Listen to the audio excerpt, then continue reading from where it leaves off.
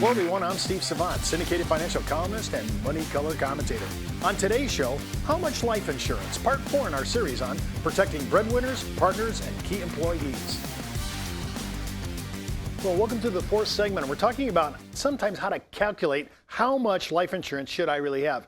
And I have a complete form for you to fill out that'll help you understand how to do this. If you just write me at steve@lifesizesolutions.com, I'll send it to you absolutely free. You can do your calculations and you'll be able to put it, get a real good idea of the amount. And don't forget, and we'll talk about it right up front, don't forget, whatever we're going to talk about in this segment, up front, talk about human value. So if you're 30 years old and you think you're going to be retiring at 70, which is likely the new number, you're going to be working 40 years as a 30-year-old millennial. If you're going to be doing that, I want you to start thinking in terms of your human value. So let's say if you're making $50,000 a year, and you think it's reasonable that you'll get at least a 1 or a 2% raise, and you use that raise all the way out to the time you retire, you might be accumulating $3 million, $4 million worth of earnings during your lifetime. You'll want to be able to calculate what would happen today if I wasn't here. How would my spouse fare? Would our future dreams and obligations all go down because there's not a revenue? Would my spouse have to move out of their house? Would my kids not go to college? All these things I want you to start thinking about. And remember, if you're a guy and you got daughters, right now our society, you might have to pay for a wedding. And if you're not there, who's going to do that? So keep in mind, human value first. We're in a low interest rate environment. Even the best annuity out there right now at the time that I'm recording this is about 3.25 locked down for 5 years. So if I only have somebody who says, well, I have $1 million, and if I die, I can have my spouse who will survive me put it into an annuity like that. Well, that means that you're going to get $32,500 out of that $1 million. And the person, and usually people say, well, I can't live on that. I need to be generating twice that amount. Well, then you need twice that amount of insurance in a low interest rate environment like this. Remember, $1 million sounds great, but I promise you, as a young person in your 20s and 30s, you'll burn through it like there's water out of a tap. You've got to be able to think really clearly, what blocks of death benefit do I need to generate and keep my lifestyle for my spouse? If that number is 60, 70,000, then you need to start thinking in terms of 1.5 to 2 million. Remember, in your 20s and 30s, even term insurance is dirt cheap. You can afford it. It's really worth looking at this. So no matter what I'm doing, I'm going to look at how much. And what am I doing first? I'm calculating human value, my earning power from the today when you hear this show and you're starting to calculate it all the way out to what I think you're going to retire. And if you're a young person today under 50, you might as well start thinking you are not retiring till age 70. So you need to condition your thinking. Now, first thing I got to do is I got to go through my budget. Oh, you don't have a budget? Write me, steve@lifesizesolutions.com. I'll send you a budget that you can calculate. You need to get on the financial discipline of creating a budget and sticking to it, especially if you have debt.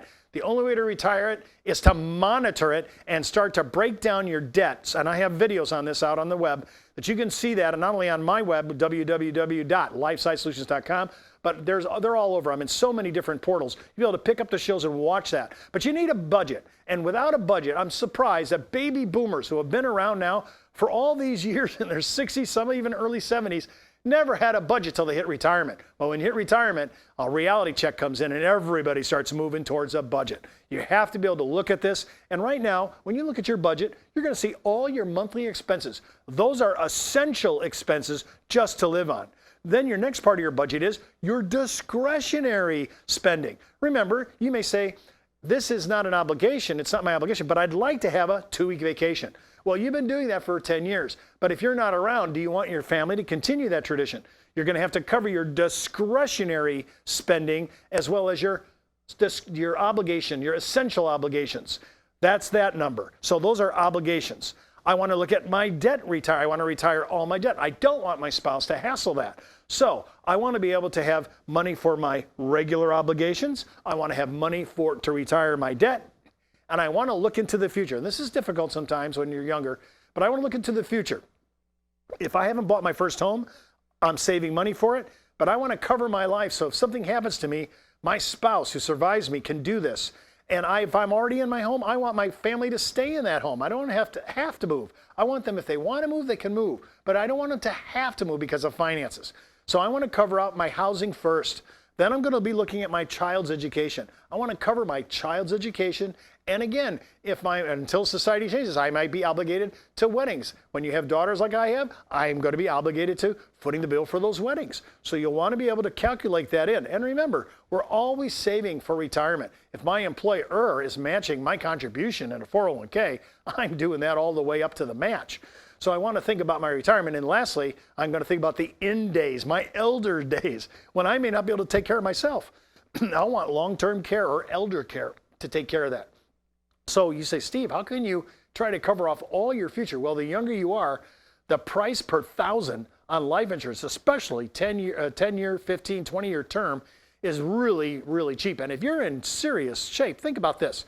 When I came into this business, you were either a smoker or a non-smoker. But today, you can actually get a cheaper premium because you're healthier.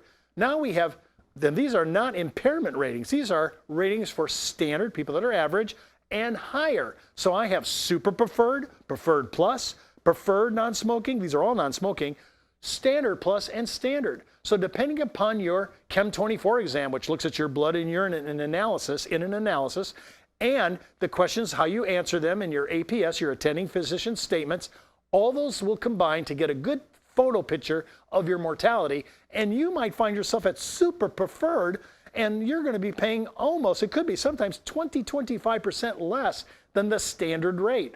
So does it matter to be in great health? It sure does. If you're looking for an impetus to quit smoking, your medical will go down in some cases, and also your life insurance for sure will go down. You'll get a cheaper rate.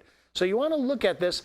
Health matters. And so you want to be able to put yourself in a position to get the best possible rate to pay the least amount. I mean, honestly, who wants to pay any more for life insurance than you have to? So health really matters. Now, keep in mind that if you have health problems, you say, Steve, I wish I would have been able to check this at the door, but some of it's part of my family. It's been my family.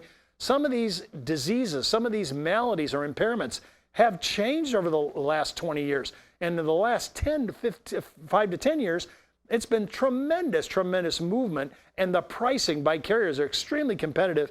And you'll see things that used to be heavily rated, and you'd have to pay through the nose to pay for this, now all of a sudden are down at standard, depending upon the disease and the malady. Remember also recreational issues. If you got DUIs, that's going to be a problem. Motor vehicle citations for speeding, that's going to be a problem. So you want to keep those areas clean as well. And you want to remember, if you're a recreational person that you use speedboat in the weekends, you're in this kind of activity, you belong to some kind of weekend warrior where you're carrying AR-15s, those are issues, right? And so you're going to have to price it against it. If you're flying a plane, you're going to have to incorporate that in there as well. So I get my budget together. I get all my pricing on my obligations every month. Then I times it times 12 to get my annual outlay. Then I look at my discretionary spending. And usually that's not a monthly issue. That's here's for the summer, or I pay that on the quarterly. I'm going to get all those together and figure out what that annual number is. When I see that number, that's my everyday nut that I have to crack and pay for. So I'm going to take my human value, figure out what death benefit I'm going to need to make sure that those payments get done, and add on to that any debt, because I don't want to leave my spouse with indebtedness. And I also want to look at any future obligations like weddings, buying a home if I'm really young. I want to look at my children's education. I want to look at retirement. I want to look at long-term care. I'm going to add all those up. And again, if you write me, I'll send you my budget that you can use for yourself, as well as I'll send you the normal walkthrough on how to gauge and do your math on how much life insurance you can calculate. It's a worksheet. It's easy to do. You and your spouse can sit down. You really enjoy it. It's really good to have good talk, good discussions in your marriage about money. And budgeting and how much life insurance will really bring out real math, and you'll be able to make decisions that you should make that will really make your family much more secure in their finance. And remember, life insurance is part of defensive planning. If you don't have life insurance, you have a poor defense. You need to be able to provide for your family even if you're not here.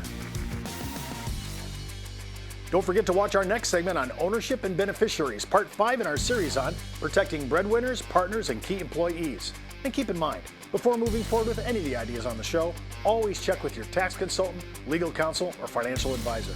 You've been watching Steve Savant's Money, the name of the game.